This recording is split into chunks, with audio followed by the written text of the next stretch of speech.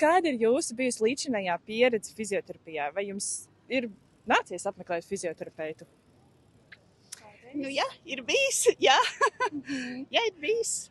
Okay. Jūs apmeklējāt valsts apmaksātos pakalpojumus vai apmeklējāt privātā sektora? Privātā. Un kas bija par iemeslu šādai izvēlei? Vecums nenāk viens. Un tieši par labu privātajam sektoram, nevis valsts pakalpojumiem? Jā, nu, vienkārši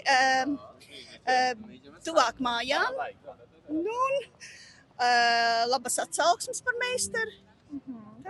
Okay, tad jūsu gadījumā nostrādāja, teiksim, nevis tas, ka valsts ir bez maksas pieejams pakalpojums, bet tīri tieši atgriezeniskā saikne, kā labs meistars, pieejamība. Jā, tieši tā.